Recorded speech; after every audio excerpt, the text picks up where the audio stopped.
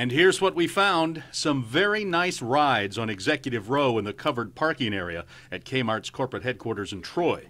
Lincoln Navigators, Volvo Cross Countries, and a number of nice Jags, the new S-Type, all of them current or late model and in the $40,000 to $50,000 range and above.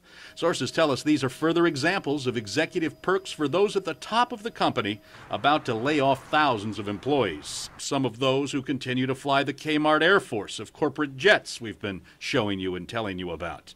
The company is telling us all 30 of the luxury cars are leased vehicles, and that program, like all other costs, is under review by the company. Now, company cars, even nice ones for top execs, are certainly not unusual, especially here in the Motor City. But are they kept now at the expense of folks like these?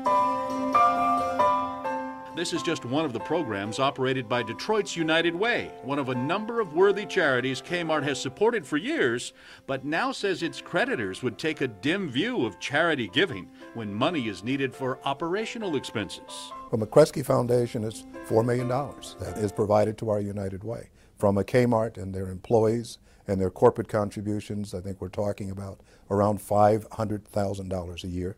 That buys an awful lot of services, an awful lot of support.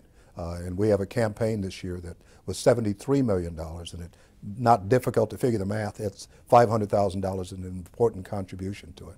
The expected loss of support by the Kmart Corporation will not sink the local charity, which has experience in planning and dealing with the loss of donations from local companies in trouble.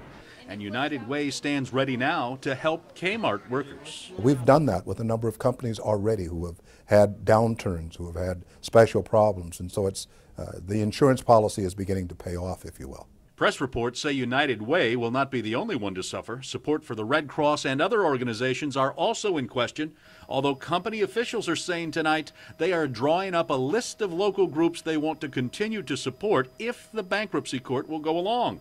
Again, scenes like these may be more of a PR problem for the ailing Kmart, giving the appearance that the company believes charity starts at home, in the executive suites, even when the less fortunate may have such greater need. Mr. Carr credits the company with a long history of supporting his and other charities around the country and says his organization is pulling for the hometown team.